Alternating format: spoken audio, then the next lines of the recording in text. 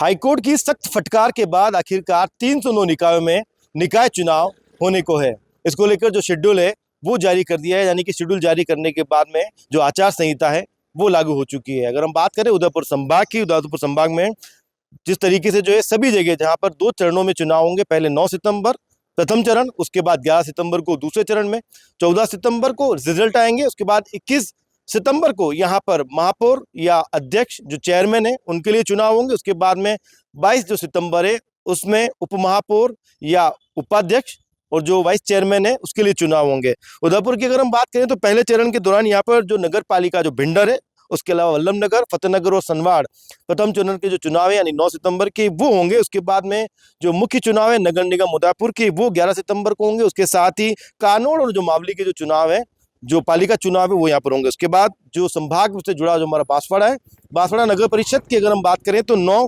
सितंबर को यहाँ पर जो पहले चरण के चुनाव है उसमें बांसवाड़ा नगर परिषद के चुनाव होंगे। उसके बाद प्रतापपुर गढ़ी और उसके बाद में कुशलगढ़ जो है वहाँ के चुनाव होंगे नगर पालिका के। इसके बाद नगर परिषद चित्तौड़गढ़ का जो चुनाव है वो 9 सितंबर को होगा।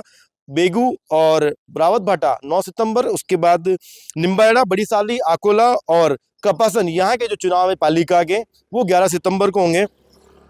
ठीक इसी तरह राजसमंद अगर हम जिले की बात करें तो यहाँ पर नाथद्वारा और आमेट के जो प्रथम चरण में जो चुनाव है वो यहाँ पर होंगे। उसके बाद राजसमंद जो नगर परिषद है उसके चुनाव 11 सितंबर को, उसके साथ ही देवगढ़ और भीम के जो चुनाव है वो भी 11 सितंबर को यहाँ पर होंगे।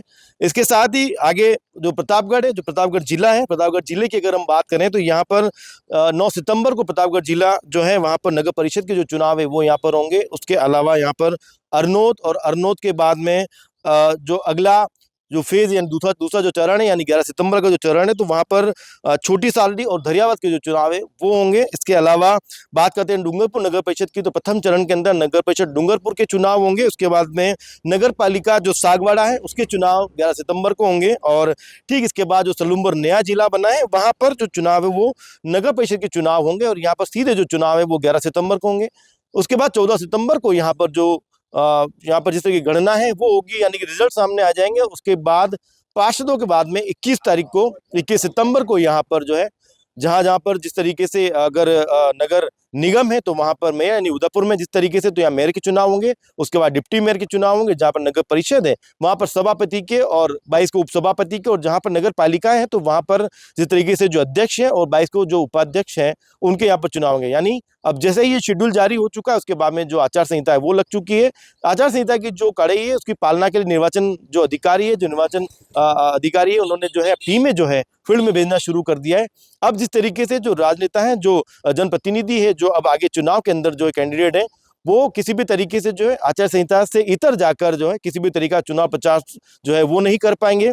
अगर वो कहीं पर चुनाव प्रचार करने के लिए जा रहे हैं तो ऐसे में वो सरकारी भवनों का वहां पर प्रयोग नहीं कर पाएंगे। इस तरह की सख्ती यहाँ पर रहेगी और एक दायरा उनका निर्धारित कर दिया गया है कि उस दायरे के दौरान ही जो है उनको अपनी जो प्रचार जो करना है वो किया जाएगा। तो मिला के अब जो शेड्यूल जारी हो चुका है बहुत जल्द जो है अब सभी उदयपुर संभाग को जो है अपने जो नए पार्षद है वो मिलने वाले हैं। उसके साथ में ही नगर निगम में जो नए मेयर है, डिप्टी मेयर है, उसके बाद सभापति, उपसभापति और जिस तरीके से पालिका है तो वहां पर जो चेयरमैन है, जो इसके अलावा जो अलग जो चेयरमैन है, उपाध्यक्ष जिस तरीके से हैं वो यहाँ पर मिलने वाले हैं। कैमरामैन पूर्ण के साथ रवि मल्होत्रा, पॉलिटिकल पंचायत उदयपुर।